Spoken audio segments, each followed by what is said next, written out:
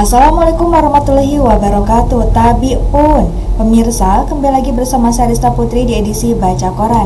Baik pemirsa, informasi terkini dilansir dari sumek.id dengan headline sempat dihadang massa, proses eksekusi putusan pengadilan terhadap lahan di Banyuasin berakhir kondusif. Dari Banyuasin melaporkan, meski sempat dihadang massa, proses eksekusi putusan pengadilan pengosongan tanah dan bangunan seluas 2.140 meter persegi berakhir kondusif. Adapun objek eksekusi putusan pengadilan tersebut berlokasi di Jalan Talang Keramat atau Kebun Jeruk, Kelurahan Kenten, Kecamatan Talang Kelapa, Kabupaten Banyuasin berlangsung lancar dan kondusif. Eksekusi ini dilakukan atas permohonan kuasa hukum pemenang lelang, Redo Junaidi SMH, Mas Clara Bilu Putro SH, dan Al-Qasim SH dari Kantor Hukum Polis Abdi Hukum Stipada Palembang. Pelaksanaan eksekusi dilaksanakan berdasarkan groser risalah lelang nomor 932-04.02-2024/01 tanggal 26 September 2024 dengan pemenang lelang atas nama Ibu Yesi Veronica. Selain itu, penetapan eksekusi telah dikeluarkan oleh Ketua Pengadilan Negeri Pangkalan Balai melalui penetapan nomor 4-PDT-XRL-2024-PNPKB tertanggal 27 Mei 2025. Meskipun sempat terjadi upaya penghalangan dari sekitar 40 orang massa yang diduga ingin menggagalkan jalannya eksekusi, proses pengosongan tetap berjalan tertib. Hal ini berkat pengawalan ketat dari aparat keamanan Polres Banyuasin, Polsek Talang Kelapa, serta petugas dari Pengadilan Negeri Pangkalan Balai.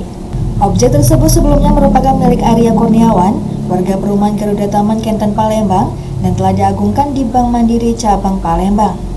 Setelah lelang dilakukan melalui KPKNL Palembang, Ibu Yesi Veronica ditetapkan sebagai pemenang lelang berdasarkan risalah lelang nomor 932-04.02-2024/01. Barang-barang yang dikosongkan dari lokasi antara lain 12 unit mobil truk dan tronton, pipa besi, serta berbagai peralatan kontraktor. Baik pemirsa, terbalik informasi selanjutnya masih dilansir dari sumek.id dengan headline kendarai motor beriringan malam hari, suami di Palembang dibacok saat bantu istrinya terjatuh pelaku kabur.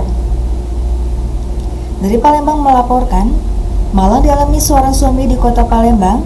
Pasalnya, saat mengendarai sepeda motor secara beriringan dengan istrinya, ia malah dibacok orang tak dikenal hingga tak sadarkan diri Selasa 24 Juni 2025. Peristiwa itu terjadi saat suami hendak menolong istrinya dan anaknya yang terjatuh dari motor akibat bersenggolan dengan seorang pengendara lain. Namun, ketika hendak dilarai lantaran sempat terjadi cekcok antara istri dan pengendara yang belum diketahui identitasnya tersebut, ia malah dibacok dan pelaku langsung kabur meninggalkan tempat kejadian perkara.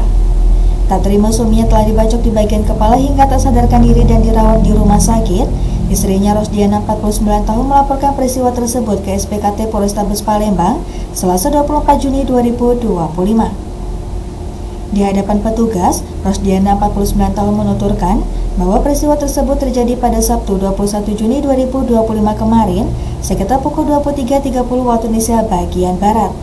Saat itu, ia berkendara pada malam hari menggunakan sepeda motor secara beriringan hendak pulang ke rumah.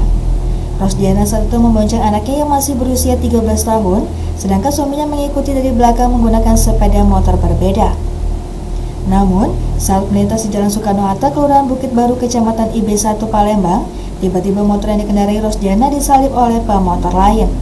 Karena terkejut dan panik, ia terlibat senggolan dengan pengendara motor tersebut hingga membuat keduanya sama-sama terjatuh dari kendaraan masing-masing. Kami hendak pulang menggunakan dua motor, saya berboncengan dengan anak, sedangkan suami saya mengikuti belakang, ungkapnya Selasa. Baik pemirsa, demikian edisi Baca Koran ini. Sampai jumpa di edisi Baca Koran selanjutnya. Saya Rista Putri pamit undur diri. Wassalamualaikum warahmatullahi wabarakatuh.